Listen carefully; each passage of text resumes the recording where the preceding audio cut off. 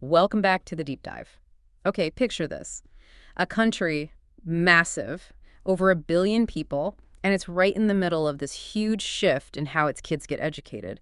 Today, we're really digging into the massive revisions happening with India's NCERT syllabus. I mean, these changes are sweeping. They're changing textbooks, classrooms, everything, impacting millions of learners. That's absolutely right. And for this deep dive, our mission really is to unpack all these comprehensive updates and revisions to the NCERT syllabus. The goal here is to give you a clear, insightful look at these really significant educational shifts. We want to go beyond just what's changing to why it's changing, and importantly, what it all means for you. Exactly. We're trying to cut through all the noise. We've got our stack of articles, research notes right here, and we're pulling out the key bits to understand what's in, what's out, and yeah, crucially, how these changes might affect you. Maybe you're a student, maybe a parent, or maybe just really curious about where education in India is heading. So let's maybe start with the big picture. Why now? Why these massive changes? Well, these syllabus overhauls, they aren't just tweaks. They're directly linked to India's National Education Policy 2020, the NEP 2020. And that policy, broadly speaking, aims to transform education, make it more holistic, skill-based, multidisciplinary. Right, the NEP 2020, we hear a lot about that. Exactly. And then that vision gets more detailed in the National Curriculum Framework for School Education 2023, the NCFSE 2023. That's sort of the roadmap, the how-to for putting these changes into practice in schools. That context is super important. Okay, so we have this big vision, this roadmap, but when do these changes actually, hit the classrooms? For students, for parents, can you walk us through the rollout? Is it all at once? No, definitely not all at once. It's phased. So for the academic year that just finished, 2024-25, new NCERT textbooks and syllabi only came in for classes 3 and 6, just those two. Okay, only 3 and 6 for this past year. Right. All the other classes just continued with the old syllabus. But looking ahead to 2025-26, so the upcoming year, we're expecting a much wider rollout. The plan is for curriculum updates for primary, that's classes 1 through 4 in middle school, classes 7 and 8. So quite a few more classes next year. Yes. And the new textbooks for classes 1 to 4, expected around March 2025. And for classes 7 and 8, probably mid-May 2025. And then looking even further out, senior secondary classes 9 through 12, those updates are expected by the 2026-27 academic year. So it's a gradual process. Okay, gradual, but definitely comprehensive. It sounds like almost every level will be touched eventually. What's really catching my ear isn't just what's being taught, but you mentioned the how. What's new in terms of teaching methods? Yeah, that's a key part of it, the pedagogical approach.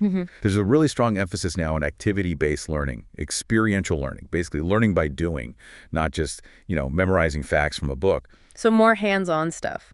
Exactly. Using methods like stories, puzzles, actual hands-on activities. The idea is to make learning more engaging, more relevant to, real life.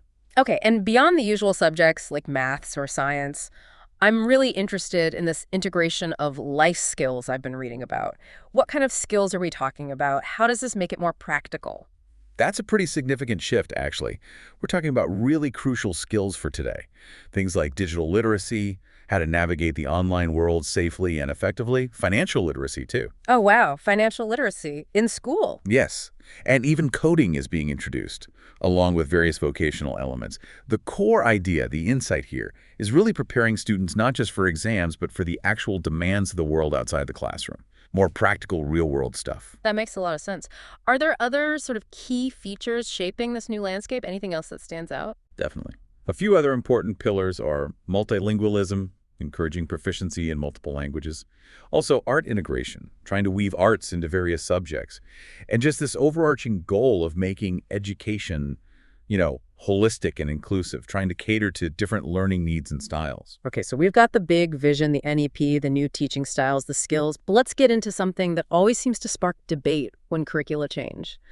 What gets left out? This whole idea of rationalization, as NCERT calls it. Removing topics to supposedly reduce the academic burden. This has stirred up quite a bit of discussion, hasn't it? It really has. And if we look at science and math, particularly for the higher grades, classes 9 through 12, we're seeing some, pretty significant cuts. Things like Faraday's law, induction in physics. In math, topics like vector algebra, certain integrals, differential equations, even fundamental concepts like the theory of evolution in biology. Wow, the theory of evolution, that's a big one. It is. And also some topics in chemistry, like surface chemistry, parts of periodic table, some trigonometry areas too. It's quite a list. And it's not just the sciences, right? Social sciences have seen deletions too. What's been cut there? That's right. In Class 10 social science, for example, chapters on things like challenges to democracy and popular struggles and movements, those have been removed, according to our sources. And then for classes 11 and 12, the sources indicate content removals related to historical topics, like the sections on Islamic empires, the Industrial Revolution, also more recent history of the Cold War era, content discussing the Gujarat riots, the Babri Masjid issue. Okay. And there are also specific references removed concerning the emergency period in India, the ban on the RSS, and even some references related to figures like Mahatma Gandhi and the Dalit writer Om Prakash Valmiki. Right. When you see that list, especially things like evolution or chapters on democracy, it really makes you think about how a curriculum doesn't just teach facts, but shapes how students see the world. It's definitely a lot to take in. What's been the main criticism you've seen in the source materials about these cuts? Well, it's important to state, this rationalization hasn't gone unchallenged. We're seeing reports of students, educators, voicing real concern. The worry, basically, is that removing some of these topics might leave out essential foundational knowledge, things that are pretty crucial for a solid understanding of the subject, whether it's science or history or civics. So our sources definitely highlight these critical viewpoints as part of the whole picture, the ongoing debate around these changes. We're just reporting what the materials say here. Understood. Okay, let's shift gears a bit and look at the very latest updates. Things announced or rolling out right now this month, July 2025. Sounds like there's new content coming in, not just things going out, and maybe some reframing. Yes, exactly. For Class 8 English, for instance, there's a brand new textbook, and it includes a chapter on Major Somnath Sharma. He was India's first recipient of the Param Veer Chakra, the highest military decoration. The book also has other fresh units, seemingly designed to boost engagement, but also perhaps national awareness. Interesting. And what about Class 8 social science? You mentioned changes there too. Right. A revised book just came out titled Exploring Society, India and Beyond.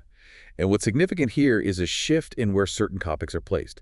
Content on the Delhi Sultanate, the Mughal Empire, the colonial period that's actually been moved from Class 7, where it used to be, into this new Class 8 book. So a reshuffling of historical periods between grades. Pretty much. And within that revised Class 8 social science book, there are some portrayals of historical rulers that are quite, let's say, direct, sensitive, perhaps. Babu, for example, is described in the text as ruthless. Akbar is characterized as brutal but tolerant.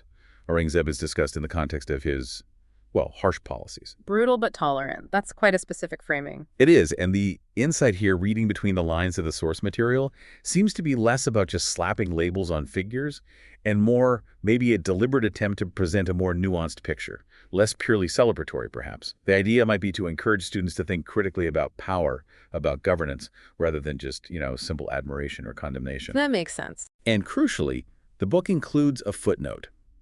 It explicitly emphasizes that the goal is historical understanding, not assigning blame. Again, we're just relaying what the source material indicates about the content and its stated intention. Okay, so portraying these figures with more complexity, including the negatives, and that footnote about understanding over blame seems really important. Given how history can be, well, sensitive, do the sources mention any reactions to these new portrayals yet? The sources do suggest that while the stated goal is critical thinking, this kind of reframing often does spark debate. Among historians, the public. People have different views on how history, especially potentially contentious history, should be taught to young learners. It seems to be an ongoing conversation. Right, that's understandable. Now, what about what's coming soon? You mentioned a volume 2 for Class 8 social science. Yes, that's due out later this year, maybe September, October 2025. And what's notable there is NCERT confirmed that some regional movements, which were apparently initially omitted, will be included. Specifically things like the Paika Rebellion from Odisha and the Kuka movement from Punjab. So it seems aimed at broadening the historical lens beyond maybe just the dominant narratives. Including more regional histories? Okay. Anything else new on the horizon?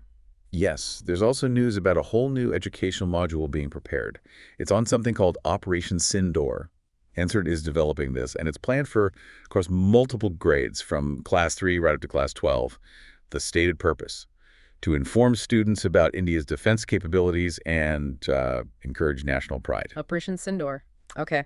And we're also seeing something interesting happening regionally, right, with Uttar Pradesh. That's right, a fascinating development. Starting this academic year, 2025-26, schools in Uttar Pradesh are adopting a regionalized NCERT curriculum, initially for Class 3 and then Class 4 later.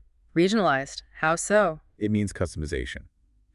For subjects like Hindi, Urdu, maths, and social studies, which gets a new title there, Hamara Adbhut Sansar, meaning our amazing world, they're adapting the NCERT framework to potentially include more local context, examples, maybe nuances relevant to UP.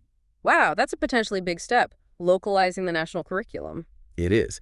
And if you connect it back to the bigger picture, this kind of regional adaptation, it really highlights the flexibility that seems to be built into the NEP 2020 framework, the potential to cater to specific cultural or linguistic context, making the learning feel maybe more relatable to students' own environment. This has been incredibly detailed. So many layers of change happening all at once, it feels like. But let's bring it back to the listener. For you listening, maybe you're a student adapting to this, a parent trying to keep up, or just someone engaged with education. How can you practically navigate all these changes? What are the concrete takeaways from our sources? Okay, practical tips. Number one, and this is probably the most crucial, always verify your textbook editions. Check the PDF dates if you're using online versions. Go to the official NCERT website. With these phased rollouts and ongoing tweaks, that's really the only way to be absolutely sure you or your child are using the most current, correct material. Right. Don't assume last year's book is still the right one. And here's another really critical point we found. Check the actual syllabus from the board, whether it's CBSE or your specific state board separately. Why? Because sometimes a topic might get dropped from the NCERT textbook for a certain class, but it might still technically be on the syllabus for the board exams. You really don't want to get caught out by that. That's a very important point. Also, we'd strongly recommend making use of the online resources NCERT provides, things like ePathshala and the Diksha platform. These can be really valuable for finding supplementary materials, extra content that supports the new curriculum, maybe fills in gaps, or just offers different perspectives. Good resources to know about.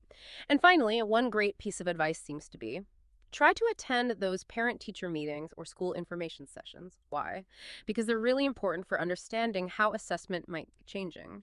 There's a big push towards competency-based evaluation, which means, assessing kids more on applying knowledge and skills, not just memorizing facts. That's a big shift in focus.